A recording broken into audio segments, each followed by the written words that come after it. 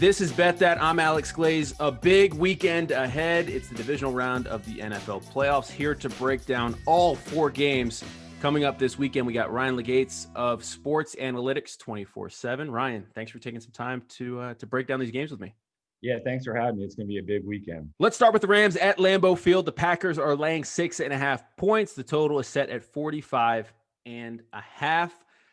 I'm going to lay the 6.5 points and roll with the Packers here. This game is going to come down to 2 things. Can the Rams put pressure on Aaron Rodgers, and can the Rams run the football? And I think that those 2 things are going to go hand in hand. The Rams need to control the clock in this game, and they need to keep Aaron Rodgers off the field, right? That's the best defense is an efficient and good offense for them this week. So I think that above anything else is going to be what their focus needs to be on, because Sean McVay doesn't trust Jared Goff, and I don't think that the Packers are worried about Jared Goff or Blake Bortles. So the Rams are going to need to run the football, but they're not going to be able to run the football if the Packers can jump out to a big first half lead like they've been able to do a couple of times this season. The Packers had the top scoring offense in the NFL in the regular season, but more importantly, they also had the highest scoring first half offense this season, and they're averaging more than 20 points in the first half over their past 3 games. So if the Rams aren't able to put pressure on Aaron Rodgers, and if Aaron Rodgers is able to have success, I think that the Rams are in real trouble here. And that's kind of how I see this thing going. You're asking a lot for the Rams to go on the road again and get things done. This is a really good Packers team, a really efficient Packers offense, and they've had some time to prepare for this one. Aaron Rodgers is 10-5-1 against the spread when he's had more than 12 days to prepare. So I'm laying the points, and I'm going with the Packers. With me, I like the under. It's actually my favorite pick of the weekend at 45.5. As you mentioned, the Packers do have the number 1 offense in the league. One thing that they do, though, is they move very slow. They're last in pace of play, and I think the Rams have a very good defense. So if anyone's going to be able to contain Devontae Adams, that's going to be Jalen Ramsey. So I do think that the Rams will be able to, maybe not stop the Green Bay Packers offense, but at least be able to slow them down. You got a possible snow game as well. Like you said, the Rams trying to establish the run game with injuries to Goff's finger. If Goff was 100%, he would have been starting last week. So he did get a week, to rehab that thumb a little bit more, but he still had surgery just a couple weeks ago. So my play in this game, which, could also be a possible snow game, is the under 45.5. See, I got burned by unders last week. I love the Rams Seahawks under, and then that pick 6 happened, and I just had to change the channel. I knew that was done. 42 was a little low, and there's not really much wiggle room. So 45.5. That's still not that's not too low for you. It's not too low for me because, like you said, last week I think it could have hit as well, but there were some asterisk plays or some weird plays that kind of got it over the number. So I think in this game with the Packers, like you said, having a great offense, they could also be moving the ball down the field, but getting a 6 to 7 minute field goal drive.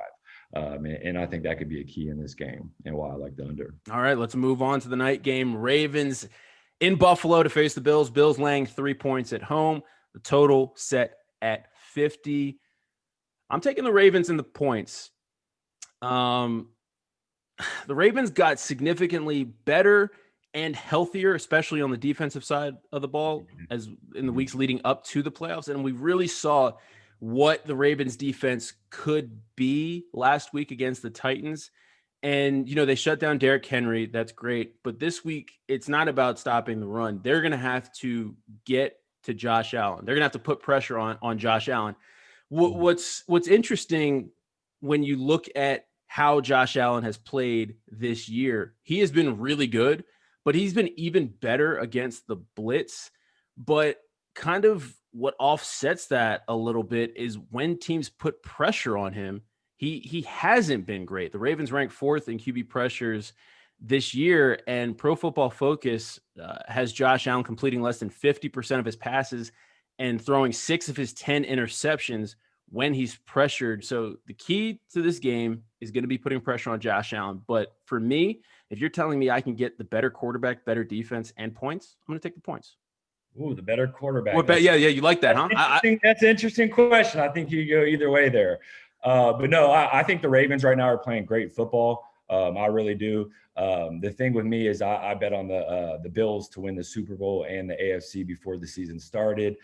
So I got to stick to You my. got to stick with your pick. Yeah. I got to. You know, it's so hard to even try to cap this game and not think about, you know, all the, investments I already have in the Bills. But I can say, you know, I'd much rather be playing the Steelers, other teams that were eliminated as opposed to the Ravens, just because the Ravens have been playing, you know, much better football, like you said, when they got healthy. So I do like the Bills. One thing that everyone is talking about is, you know, the possible snow game and Lamar Jackson.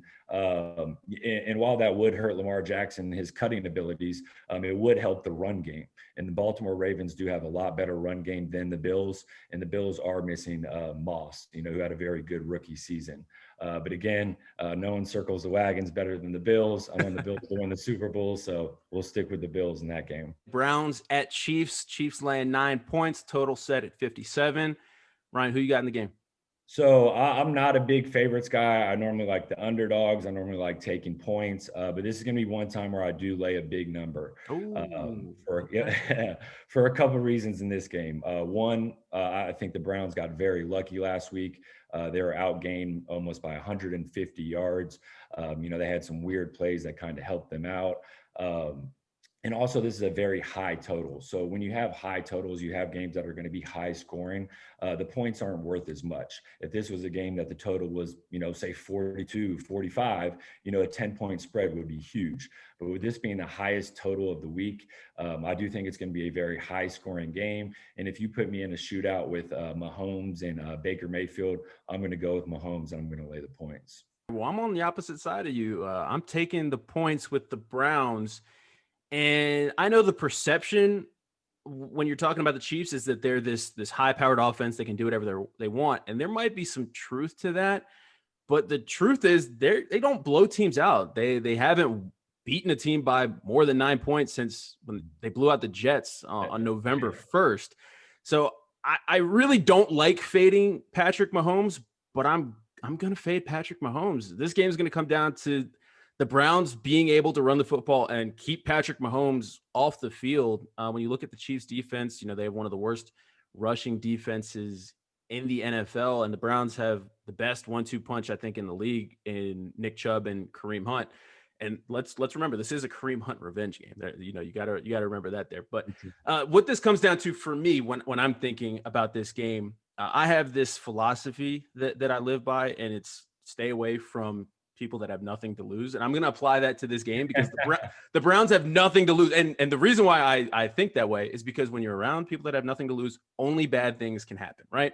Yeah. Only bad things can happen for the Chiefs in this game. The Browns, they have no pressure on them. The Chiefs are the defending champs. All of the pressure of repeating is on their shoulders. And I also really don't like that Chiefs starters have had 2 weeks off. And I do agree with the point that you said in terms of, them not blowing teams out recently. The biggest thing I think with that, though, is I do think that they've had their foot on the brakes a lot. I think Andy Reid has been keeping a lot in the bag, not really releasing the full Patrick Mahomes and Chiefs weapons that they have. So while I do agree with your points that they haven't been blowing people out, I think we could see a new team this first week of the playoffs. This is the big game everyone's talking about, though. Yeah. Bucs in New Orleans Huge. against the Saints. Saints land 3 points at home, total 51.5. The Saints have beaten the Bucs twice this year, right? That's the old theory. It's really hard to beat the same team three times in the same season. It's really, really hard. Yeah. I'm gonna take the points with the Bucs. It's not an easy pick for me to make. But here's my thinking with this. A lot has been made about the Bucs defense after last week's game against Washington, right? Barely beating the Washington football team, but I think what people aren't thinking about when they think about that game is Taylor Heinicke was the X factor, right? The Bucs didn't prepare to face Taylor Heinicke, and yeah, he had a lot of success throwing the ball, but he also had a lot of success, especially on third down with his legs. and he extended a lot of drives. So I think that the Bucs are being underestimated a little bit in this spot. So I like that. And the key to this game for the Saints is going to be getting to Tom Brady, right? They had to put pressure on Tom Brady, but that was also the key for Washington last week. And the Bucs offensive line rose to the occasion. I'm taking the points in the Bucs. I like Tom Brady. I'm not fading Tom Brady in the playoffs. Yeah, it's going to be a great game. Like you said, I think this is the game that everyone's most excited to see. And that old theory that we talked about, it's tough to beat a team, 3 times, but it's tough to do it until you actually do it. And then everyone says, oh, they just beat them 3 times. So I do think the Saints are the best team in that conference. This whole year, they really haven't had their, big three combo of Drew Brees, Michael Thomas, and Alvin Kamara too often. So I still think we haven't seen the best version of the Saints, and they are the juggernaut in that conference. So I'm rolling with the Saints here. I do think that they win that conference and they go into the Super Bowl. Hopefully end up losing to the Bills there. But in the big game, I'm going to take the Saints -3. What do you think about the total there? 51.5, because for me, that just seems like a low hanging fruit that it's screaming to me, take the over, but I don't know. So I agree with you. I think that's one of the games that, publicly everyone is going to be betting on the over. It seems so easy to take the over. The reason why I wouldn't like the under in that game is just because it's being played indoors.